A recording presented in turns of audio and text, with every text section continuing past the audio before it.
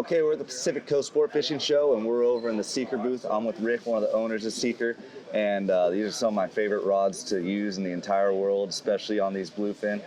You guys have some newer models. Yep. You guys are getting more and more into the jigging game. It's becoming more popular on the West Coast, especially with this nighttime fishing, and even daytime guys are using it.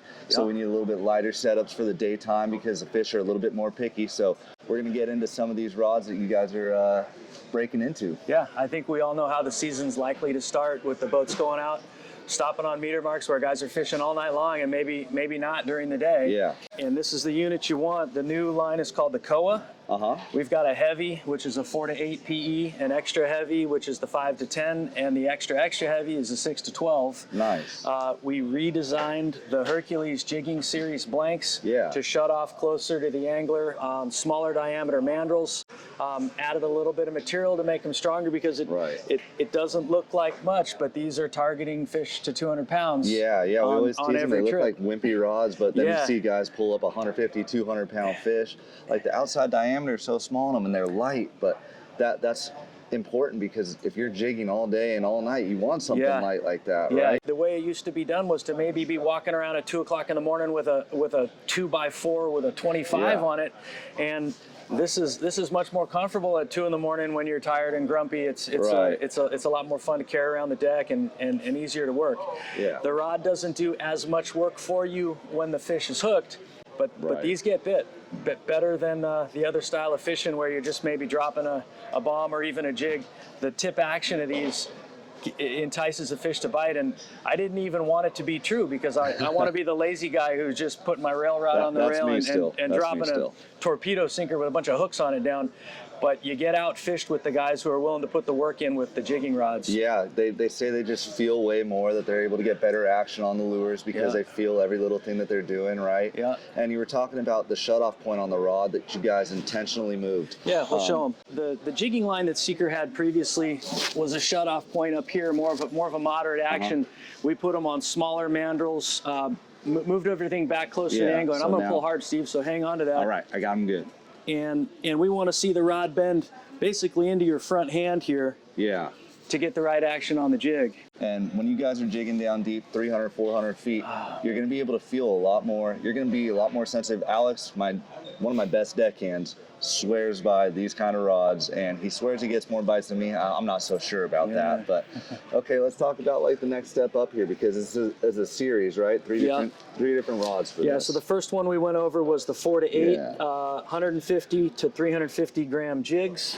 The extra heavy is PE 5 to 10, 250 to 500 gram jig. So that's another thing that people might not know about is you're kind of going off the heaviness of the lure. Yeah. Instead of the heaviness of the line. Correct. Which is much more traditional on the rail rod, right? Yeah. Rail rod, you're using your 80 to 130 pound line. This is the rods that you're using. Yeah. This is the reel you're using. And it doesn't matter what jig you have on the end. And this is going to be more catered to the individual lure for the action and for the bite and for all those different things. So when you're looking at a jigging setup, you're looking at pairing it with a certain size of lure, right? The third one in the series is our heaviest, PE 6 to 12 for 250 to 600 gram jigs. That's the nighttime, way down deep fishing. Oh, yeah. Sometimes I refer to these as a daytime and nighttime.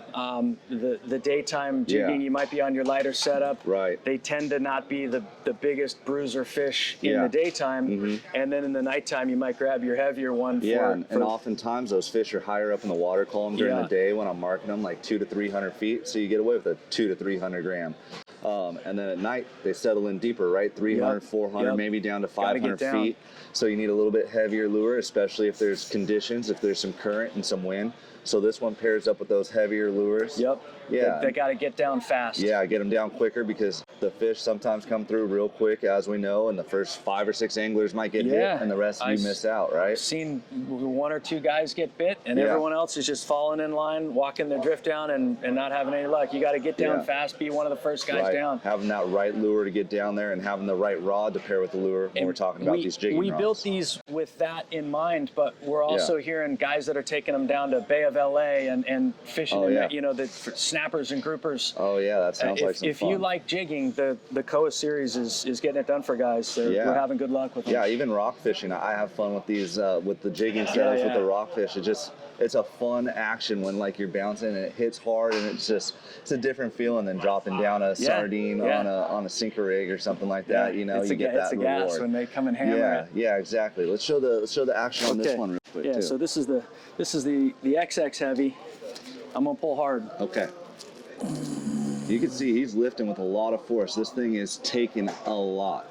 Now, like you said, the rail rods are going to do a little bit more work for you once you're bit, but this is increasing your chances of getting bit. So it's a give and take, and you got to choose which one you want to do. Maybe you have a 2x4 or 1x3 that you want to use for the rail rod, and when they're pickier, maybe you want to switch to this to get more bites. That's what I've found. I take my rail rods on the boat, and if it's wide open, it's wide open. Yeah. You don't need to go through this you don't effort. have to work just as really hard don't. and you get them in quicker.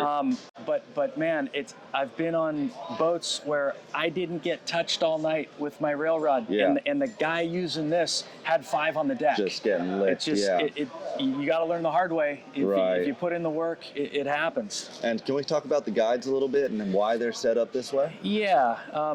We use a Fuji lowrider and then the K series. We acid wrap around the rod, and the way the physics, if this loop here were on the top of the blank, it kind of lends itself to a rocking left and right action. Okay.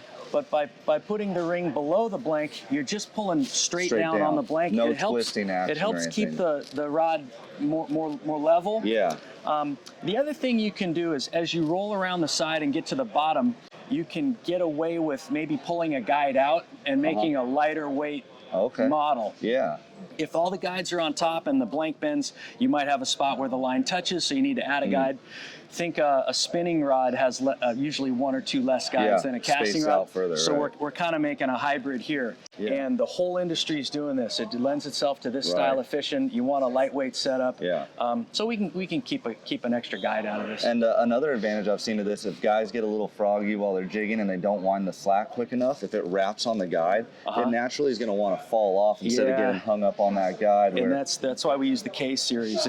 It helps the line fall off and not wrap around and get tight. You guys can see on these guides when you come check it out at Seeker that it'll slide right off that real naturally when you're jigging, and it's going to help you to stay in the water and stay in the game with the right action instead of getting hung up on your guides. I think some of the deckhands on some of the boats used to get confused and look at you funny when they'd see an acid wrapped rods, but now they're seeing a lot of stuff like this. Oh, they're all over. We're seeing more and more of them on the boat, and guys are just diversifying their jigging game and how they're doing the nighttime fishing to try to get better numbers on the boat. Thank you so much, Rick, for your time. Seeker, one of the biggest names in the industry. We're so stoked to share this time with you. If you guys like this content, please make sure to subscribe, and we'll see you out on the water.